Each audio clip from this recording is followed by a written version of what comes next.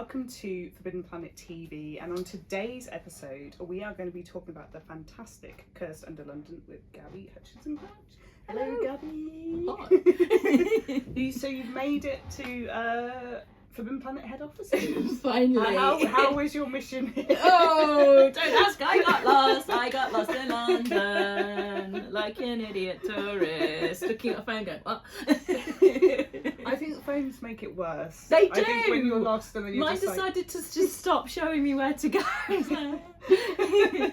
Well, thank God we had Matt on hand. Matt on hands came and grabbed me. What are you doing?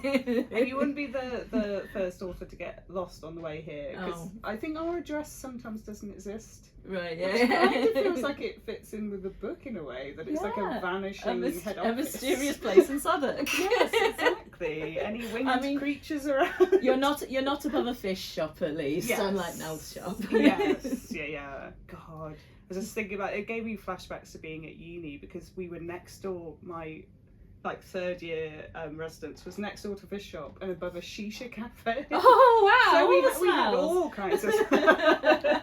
So I very much enjoyed that. Yeah.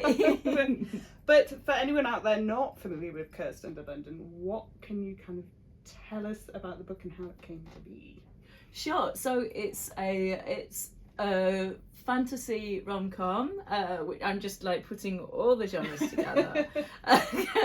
So I'm calling this very sort of niche thing a dragon rom-com. So some people have called it a comedy romantasy, some people called it a fantasy. I sort of think it's more of a fantasy rom-com. Mm-hmm. It's a rom-com that is also a fantasy comedy adventure about love and about feeling that you don't fit in, and about finding a sort of a found family, which almost all of my stories are about. I'm a fool for a found family. This one is set in an alternate Tudor London. So the year is 1599, but it is not the Tudor London that was in our world. So this is in a world where magical creatures and humans have always coexisted. So there's dragons in this version of London. There's zombies and werewolves and vampires and fae folk and talking swans who are also cops.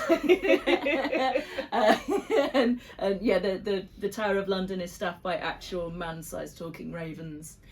So it's a bit of a flight of fantasy, but the gist of it is that two basically immigrants in London, Lazare de Quitte-Beuf, who is a French actor who came to London to make it big in like Shakespeare and Marlowe's London, and has not managed to do that, and very, very grumpy, sort of down and out traveller from who's sort of come all the way from the Ming Empire, called Fang.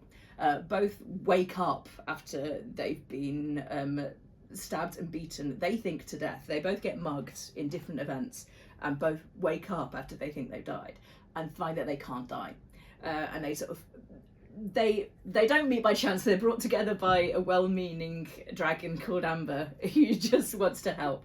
They're sort of brought together and they try to find out what it is that stopped them from dying, because they're not vampires and they're not zombies and they're not ghouls. They're nothing that makes sense even in their world. Mm-hmm. They have to work together with some other friends to find out what it is that they've got in common that has cursed them. And they sort of get drawn into this sort of quite nasty plots, sort of criminal plots that is part of the upper London of humans, and then the sort of a deep London that's sort of been built underneath the existing human London for dragons and magical beings. Mostly I did that because I like doing jokes about the tube. So dragons and magical creatures in this version of London live in a subterranean city beneath London. So they have to sort of travel under London to the deep London to sort of chase this plot and try to put things right, and find themselves making eyes at each other as they do. This felt like the perfect thing to read. I'd recently watched Damsel, so I was very much in a dragon kind of state of mind. But this is I suppose, a very different kind of dragon. Like and in the book itself, so much humour, and it's just absolutely like wonderful to read. How important was that for you to kind of get that? Yeah, I am a comedy writer. I besides books, I write a lot of comedy for radio and TV, things like Horrible Histories, like the News Quiz Now show. I'm a comedy writer. So it was never going to be like a straight fantasy for me, because just comedy is just my bag.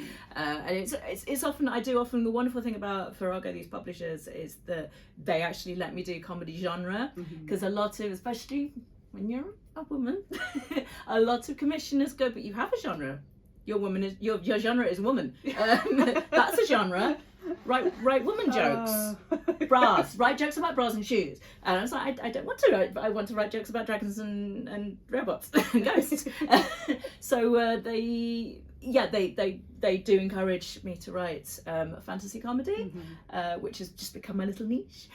So yeah, I love doing that. I love it. But yeah, I love like thinking of sort of the fantasy sort of concept of like, what if there's a lot in fantasy. There's a lot of what if the world we know but slightly different, and in that it's like, well, what if there were dragons who were just little guys? What if a dragon was just a little guy? and Amber is very much what a dragon but little guy. But Amber's only about the size of a badger, and she lives off roadkill mostly. And she meets Fang because he's dying, and she's like, oh, free food, and she just sits by him and very politely tells him that she is going to eat him once he's dead, and she's called Bagsy, and just waits with him to die, which he's quite appreciative of, actually. He was like, well, she's got good manners. I loved the introduction of her. I was just, I know I'm gonna love this book. I guess I was just like the dragon just sat there just like quietly waiting. Yeah. Like, do you need any help? Can I get you some water? Can I do?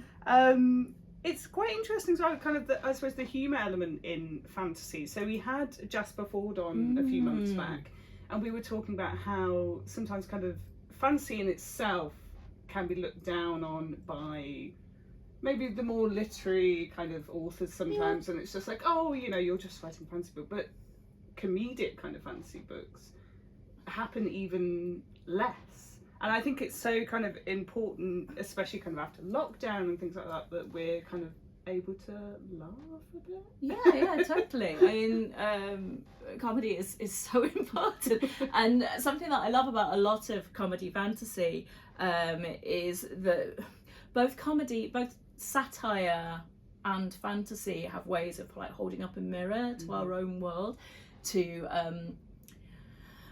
sort of look at what's ridiculous about our own world in like a big and playful way. And that's why I think fantasy and comedy, especially fantasy and satire, are such happy bedfellows. Swift, Gulliver's Travels is a comedy fantasy, and it's one of the finest pieces of literature ever written. Terry Pratchett is comedy, satirical, political comedy fantasy. Curse isn't quite as political as, Darkwood, my first trilogy, was incredibly political, especially considering I wrote it for children. I was like really bashing the kids around the head with like my idea, no, authoritism is bad. But yeah, there is always a hint of politics to my books. There's always a hint of the political to like my humour. And it is like a really good way of like sort of just holding it up, going, here's this funhouse mirror of our world, isn't it silly? Yeah, let's, because obviously, life is so serious sometimes and stuff. It's just nice just to be able to kind of lose yourself in. And especially in a comedy, you can make really serious points in a light-hearted way. You can just give it a lift, and you can tackle so many comedies that I really admire, not even like fantasy comedies, things like My Crazy Ex-Girlfriend, can like tackle really serious issues, but with a lightness of touch. And with that lightness of touch, you can explore things quite well and not just be all like, oh, this is getting a bit heavy. But you can still talk about heavy things. I mean, Kirst has got storylines about like toxic masculinity and the way that some people are sort of almost raise themselves to think that they are entitled to people, and neglect and abuse and sort of racism and sort of anti-immigration rhetoric is in this as well. And it's just like a way of just lightening it up, because there'll be a dragon that will turn up and ask for a fish head at the end of the scene. So in regards to this book and obviously the kind of planned other books to follow, so what came first for you? Because the characters are just so fun and so like multi-layered and stuff. Was it the characters? Was it the world? It started life as a fan fiction idea, which I'm not going to say. It was a crossover fanfiction idea. I'm not going to say what those two fandoms were. They are very, very, very different fandoms. It is workoutable, and nobody's. Basically, I have offered a bag of sweets to the first person to like get back to me and say, "Is it these two?" And go, yeah. So it did start off life as a fan fiction idea, and then it just sort of became its own thing. And it was one of those things where, you know, they hold sort of, because I've been writing fan fiction for decades, and there's this fanfic terminology for plot bunny, which is an idea that just grabs hold of you with its little teeth and won't let go, and the only way to placate the bunny and make it let go of you is to feed it by writing it down. So it was just, even after I'd sort of gone through the sort of fanfic ideas, it was still like, no, you have to write this, and I just couldn't stop thinking about it. So it was, the characters came sort of almost fully formed to my mind. The main premise of it was, what if a grumpy person fell in love with a really cheerful person? Because that is one of my favourite pairing, because it's nice to have like opposites, and that's just one of my favourite sort of pairing dynamics. It's like sunlight and shade, and you know, making sure that the sunlight person has a hidden introspective quiet side, and making sure that the shade person has this hidden fluffiness to them, and they sort of bring that out in one another. I love that. So they came to me fairly fully formed, as did Amber, because almost all of my stories have like a low status, usually non-human character who's just there for the punchlines, and it's just adorable.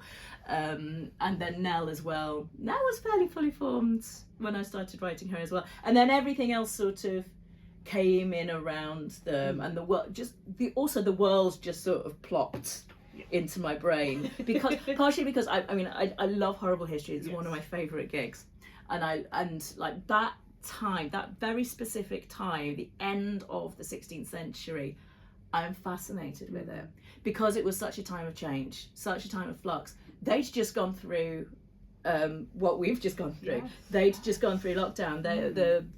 The theatres had all been closed down, like the most important time in British theatre, and they had to shut it down. And this affected all of them. So I have put like Shakespeare and Marlowe into this book, even though it's 1599 and Marlowe was dead at that point. They're zombies now. So Marlowe's a zombie. And a big part of that was like, what if Shakespeare was still having to write with Marlowe, like breathing down his neck and being much more successful than him and much sexier than him and much more exciting than him, because Marlowe was this big sexy spy, and Shakespeare was just this guy with a family at home who wrote and was just quite serious and very hardworking. And like that was a really funny dynamic to me. Like, what if like Shakespeare was still like ploughing away, just working and working, and Marlowe was just like, I'm still alive, hooray, swashbuckling, and very sort of very Lord Flashheart, very swashbuckling. Yes, oh my god, yeah. Very Lord. I absolutely copied Blackadder to his homework when I was coming up with Marlowe. But yeah, to get back to the world of 1599, it's that period of change. Like Queen Elizabeth was about to die, so the Tudor era was just about to end, James the First of England, Sixth of Scotland was about to come, and also I'm fascinated with him because he was obsessed with witches. Like he literally wrote the book on witchcraft, and he wrote Demonology, which was like a how-to guide to spot a witch. I actually wrote a sketch about him for Horrible Histories, and it was ridiculous things like if you got freckles, you're a witch. If you're meeting up with more than 2 other women, you're a witch.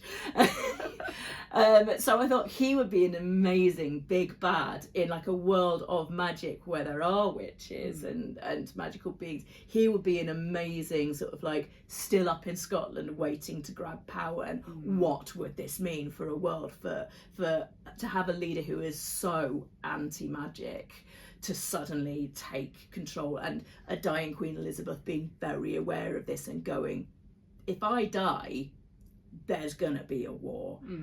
And then that gives her a really interesting reason, if there are characters who are suddenly immortal, for her to go, I know it's not ethical, but maybe I can just kidnap these people. So yeah, that I thought that would give them a really interesting way to like be chased by the authorities in a way that's not entirely sort of rubbing their hands, cackling evil. You can kind of see Elizabeth's point, even though it's not ethical at all. Is there some little spoilers for the next books to come then? So the spoilers for the next books to come mostly come from the running gag that Fang's answer to everything is to run west, because he had like a very traumatic event happen to him when he was 18 back home in a village in the Ming Empire, and his answer to that was to run away from home, change his name, and to just keep running west. He's gone all along the Silk Road to Constantinople, and then from Constantinople he's run through Europe and he's ended up in London, and his answer to everything is to continue. So they're going to continue going west. Right. He is aware that there's only so far you can go west before you end up back in the Ming Empire. He is aware of this, and he's like, I'll cross that bridge when I come to it. But we've got like, so in this version of the world, the Americas have not been successfully colonized by Europeans. So in this version of the world, the Aztec Empire is still standing and is doing trade with the rest of the world. And we've got some, the First Nation North American tribes have not been genocided. so they are still their own cultures. So I'm hoping to bring some sort of North American and sort of Aztec beasts in. We've also, in the second book, they are going to Wales. So I'm bringing in more of the sort of the Welsh mythology, and I have brought in a harpy because I think harpies are funny. My God. Yeah, I love the idea of having a harpy. Have you got a name for the harpy? There's 2 harpies. One's called Xanthippe because they're Greek. And I've forgotten the name of the other one. Xanthippe. Well, one of them is called Xanthippe, and I can't remember the name of the other one at the moment. Well, it just sounds fascinating. Like you could potentially, obviously, go on with this series. Just thinking of series like Rivers of London and stuff that have just gone on to. At the moment it's a trilogy, because trilogy is what I do, and I know how to plot a trilogy. But we'll see how it's going in book 3. So with all these ideas, are you a planner rather than a pantser, or would you... both? I do plan, and then sometimes the characters do something that is. Sometimes I plan something out, and the characters are like, I wouldn't do this. I was like, oh dang it, and I just go off in another direction. But I do sort of the sitcom writer thing, which is that I plan out character sort of. I have this sort of diagram that I do with the characters and how they relate to one another, and how they have like opposite traits, and how those sort of push against each other, and you've also got to have something that pulls them all together and keeps them together despite their opposite traits. And I do what I call a beat sheet, which is like a beat by beat guide for my publisher, but also for me, to sort of kind of keep me on track with how things are going to go and why people do that. So I do like quite a lengthy synopsis for my publishers so that they know kind of what I'm doing, and then for me to refer to when I'm writing. But I will go off if it doesn't make sense for a character to do something. I will change it, and sometimes that will mean me having to just redo my synopsis, redo my plan. Yes, yeah, because I think sometimes, obviously as a reader, when a character does something really that doesn't gel, you're just like, it really kind of like... it can't be that they just did that for the sake of the plot. Yes. It has to come from a place of it making sense to that character. So like character does come first for me. So if that didn't make sense for the plot, I'll change the plot rather than change the character. No, that makes sense. But I suppose we should draw attention as to why we've got the pink TARDIS here, and it just so obviously happens to be in the room. But also, I just think it's very, as we were discussing who off screen, that we have the just fantastic representation, both obviously in Who, but also in your book. So how important was that to have that relationship kind of front and centre? So I've always had, in my other two trilogies, I have had same-sex romances. In Darkwood, there's the romance between Snow and Buttercup, and also the romance between Hex and Jack. In the Rooks trilogy, they're already married. There's the marriage between Janusz and Daryl, and there's other LGBT plus characters sort of aside from that. So it's always been, I'm bi. I came out fairly recent. I came out at 39. I'm a child of Section 28. And that sucked. And it sucks that some places are trying to bring that back. So yeah, very important for me I always make sure that I do have some LGBT people sort of in the mix as part of my found family. In this one, I wanted to be much more brought out by. So in this one, everybody apart from the asexuals are bisexual. There's no monosexuality going on at all. Partially because Shakespeare almost probably was. Marlowe probably was. And it was much, sort of male homosexuality was only banned in the Victorian days. It was sort of just one of those things, and it always has been one of those things. And I wanted to portray an early modern pre-Victorian society where it's just normal.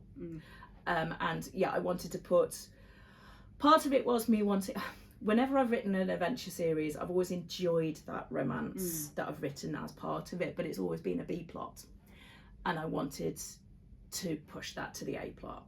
So it is a different, it's sort of a different mindset, a different sort of technique that I'm having to remember that the romance comes first. Like, yes, they're having a chase, but just remember to put the romance at the forefront.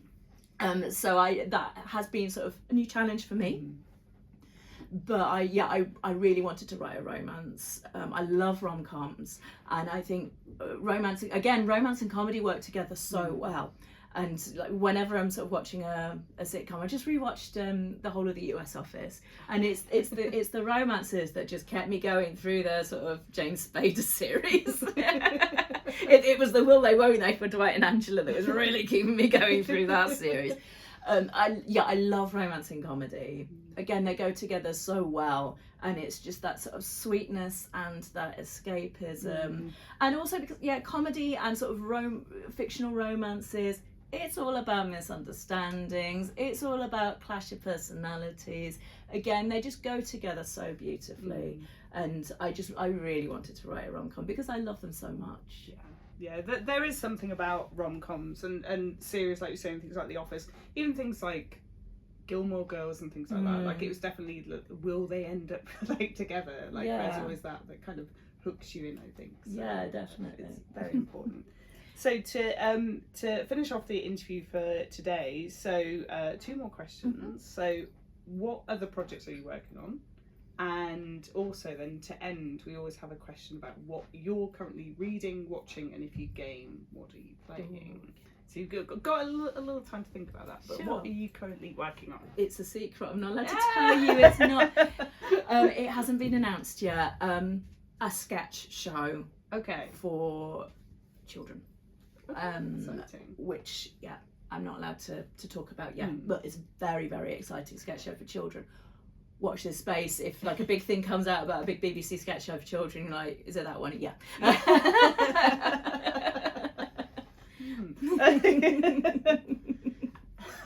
And to finish with, what are you currently reading, watching, and playing? What I'm currently reading, I haven't quite started I haven't got it in my books over the new PJ Ellis rom-com. Yes. The superhero one.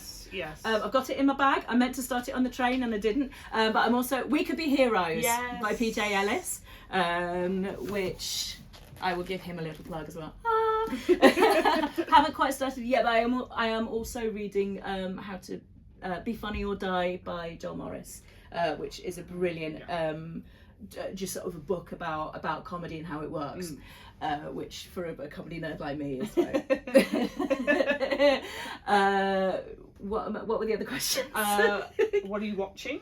So TV or TV, we've just finished watching One Punch Man, which is so funny. My God. Really, really, really funny show. It's on Netflix. I need to catch up with that. My other half's been watching it, but I need and we're halfway through Shogun, which is slightly more serious. And what I'm playing at the moment is that's the main thing. I'm really into my indie games. Ooh, okay. So I've gone into like a little indie horror hole. The Excavation of Hobbs Barrow, which is amazing. Okay. That's folk horror point and click. What's the one with the other one? The Night is Grey, which again, horror point and click, absolutely amazing. And Scarlet Hollow, which I'm really, really into at the moment. It is amazing. So it's by the same people who did Slay the Princess. Yes, because I love Johnny Sims. I love Johnny Sims. I was about to say when I was talking about like romances, I was like, I'm so invested in the Magnus Archives romance that I refuse to listen to the last episode because I've got a terrible feeling about what's going to happen to the boys. I love the Apocalypse Boyfriends so much. It's like I refuse to listen because I'm going to be sad. So at the moment they're still in London going, we should stop the apocalypse. No, I'm not going to let you. As far as I'm concerned, you're still sitting in London and being in love. But yeah, I love Johnny Sims. Oh, Johnny's amazing. His horror as well is so good. So good. Yeah, it's that sort of that folk horror I'm really into at the moment. So yes, it's the same people who did Slay the Princess. There's no Johnny Sims in it. Unfortunately, it is set in the Deep South. I can't really imagine him doing a Deep South accent, y'all. What are y'all doing? But it's lovely. It's not completed yet. It's in episodes like Life is Strange. So there's 4 days of it, and it's one of those things where the different, like in Slay the Princess, the different decisions that you make really change the narrative. Yes. So I played it through one time as like a super confident hot guy, and I played it through again as a less confident psychic woman. And I'm wondering whether to just make some different changes for my hot guy and see who else I can romance. Because at the moment I'm romancing the DILF at the moment. But there's also like a really cute non-binary person and a really cute goth chick, and I was like, I might go back to them and try romancing them as my hot guy. No, fair. Well, I think in a couple of weeks' time, not quite indie though. I think it was a smaller developer. We're doing an interview about Alien Isolation, which remains one of the best Alien games ever because it's terrifying. Yes. just flashbacks of hiding in lockers. Yeah. So we are obviously huge gamers here, and it's Yay. good to hear that you are as well. Yeah. So, but yeah, thank you so much, Gabby, for joining us today. We're going to dismantle the wall and get these all signed. So there'll be signed copies heading to all of our stores and available to pre-order on our website very soon. But we will see you next time. Bye. If you're enjoying watching Forbidden Planet TV and you're enjoying watching us talk to the world's most interesting and accomplished filmmakers, authors, artists, musicians, creators, subscribe right here. See you soon.